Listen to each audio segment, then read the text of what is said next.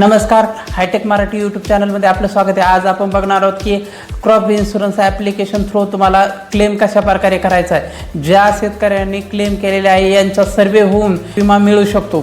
त्यासाठी सर्वात प्रथम ज्या शेतकऱ्याचे क्लेम करायचे आहे त्या शेतकऱ्यांना क्रॉप इन्शुरन्स ॲप्लिकेशन थ्रू तुम्ही क्लेम करू शकता।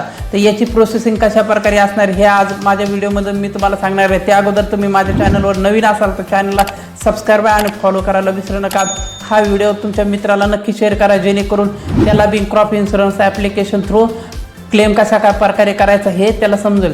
असेच नवनवीन व्हिडिओ मी तुमच्यापर्यंत घेऊन येत राहीन। त्यासाठी माझ्या चॅनल सबस्क्राईब आणि फॉलो करायला विसरू नका। चला बघू याची प्रोसेसिंग कशा प्रकारे असणार आहे।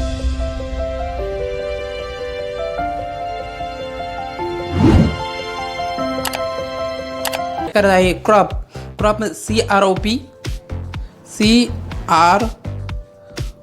CROP असं टाकल्याच्या नंतर तुम्हाला खाली लगेच क्रॉप इन्शुरन्स ॲप्लिकेशन असे नाव दिसेल, त्याच्यावर तुम्हाला क्लिक करायचं आहे। याच्यावर क्लिक केल्याच्या नंतर तुम्ही जे सेकंड ॲप्लिकेशन आहे त्याला क्रॉप इन्शुरन्स या प्रकारे दिसेल, त्याला तुम्ही इथून डाउनलोड करून घेऊ शकता। तुम्हाला इन्स्टॉल असं ऑप्शन येईल, माझ्याकडे ऑलरेडी इन्स्टॉल केलेलं आहे त्याच्यामुळे मला ओपनचं ऑप्शन येतं आहे। मी याला ओपन करणार। ओपन केल्याच्या नंतर या प्रकारे तुम्हाला इंटरफेस येईल। या प्रकारे इंटरफेस आल्याच्या नंतर तुम्हाला इथं नोंदणी खात्याशिवाय काम सुरू ठेवा याच्यावर तुम्हाला काय करायचं आहे, क्लिक करायचं आहे। याच्यावर क्लिक केल्याच्या नंतर तुम्हाला तिसऱ्या नंबरचं पीक नुकसान कळवा आणि नुकसान भरपाईचा दावा करा या तिसऱ्या ऑप्शनवर तुम्हाला काय करायचं आहे, क्लिक करायचं आहे। तिसऱ्या ऑप्शनवर क्लिक केल्याच्या नंतर तुम्हाला जे पहिला ऑप्शन येणार आहे पीक नुकसानीची पूर्वसूचना याच्यावर तुम्हाला आता क्लिक करायचं आहे। याच्यावर क्लिक केल्याच्या नंतर तुम्हाला इथं इंटर करायचं आहे। इंटर केल्याच्या नंतर तुमच्या मोबाईलवर एक 6 अंकी OTP सेंड केला जातो। तो OTP तुम्हाला व्यवस्थित इथे फिल करायचा आहे। OTP इंटर केल्याच्या नंतर तुम्हाला या प्रकारे इंटरफेस येईल। या प्रकारे इंटरफेस केल्याच्या नंतर तुम्हाला इथे तुमचा हंगाम निवडायचा आहे, पहिला आहे। यानंतर मी माझा खरीप सिलेक्ट करतो। यानंतर तुम्हाला इथे वर्ष निवडायचं आहे, ज्या वर्षी तुम्ही पीक विमासाठी क्लेम करणार आहे तो पीक चालू सिलेक्ट करायचा आहे।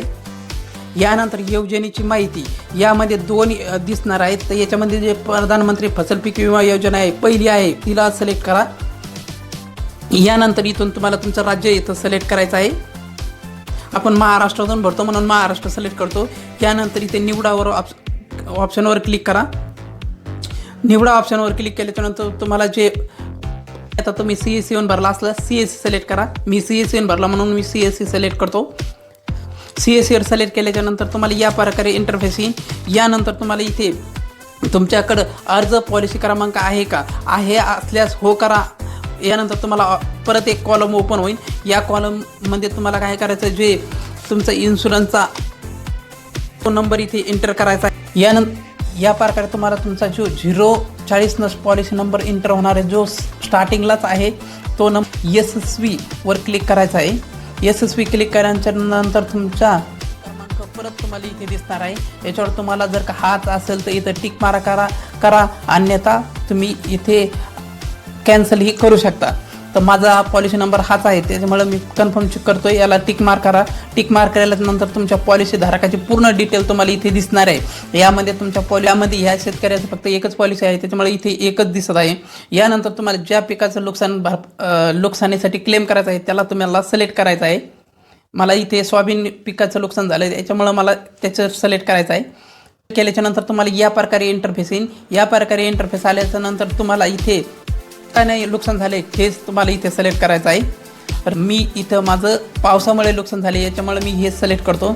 यानंतर नुकसानाची तारीख तुम्हाला इथे एंटर करायची आहे।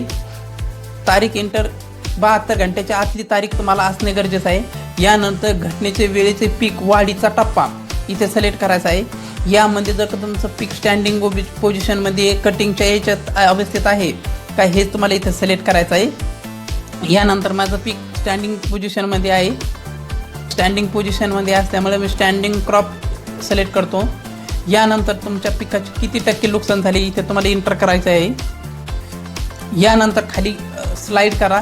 या इथं सेरा या ऑप्शनमध्ये काही टाकायची गरज नाही। इथे तुम्हाला तुमचे रिसिप्ट नंबर किंवा जे नुकसान झालेलं आहे त्या पिकाचा फोटो इथं एंटर करायचा आहे। माझ्याकडे पिकाचं नुकसानाचा फोटो नसल्यामुळे मी रिस्क नंबर एंटर करतो। रसीद नंबर एंटर केल्याच्या नंतर इथे सिलेक्ट करा, ओके करा. यानंतर इथे तुमच्याकडे जर का नुकसानीचा व्हिडिओ असेल तर तुम्ही नुकसानीचा व्हिडिओ एंटर करू शकता, अन्यथा तरी चालतं, काय प्रॉब्लेम नाही होणार. यानंतर तुम्हाला इथं सादर करा ऑप्शन आहे, याच्यावर तुम्हाला क्लिक करायचं आहे. सादर करा करावर क्लिक केल्याच्यानंतर तुम्हाला या प्रकारची इंटरफेस येणार आहे. यानंतर तुम्हाला एक क्लेम ID नंबर या प्रकारचा दिसणार आहे. हा क्लेम ID नंबर तुम्हाला चांगला व्यवस्थित लिहून घ्यायचा आहे. मोबाईलच्या स्क्रीनशॉट जर मोबाईलवरून जर भरत असलं तर तुम्हाला याची स्क्रीनशॉट काढून घ्यायची आहे. इन्शुरन्सचं स्टेटस चेक करण्यास हा मदत होणार आहे. असाच नवनवीन व्हिडिओ मी तुमच्यासाठी घेऊन येत राहील. त्यासाठी माझ्या चॅनलला सबस्क्राईब आणि फॉलो करायला विसरू नका. धन्यवाद.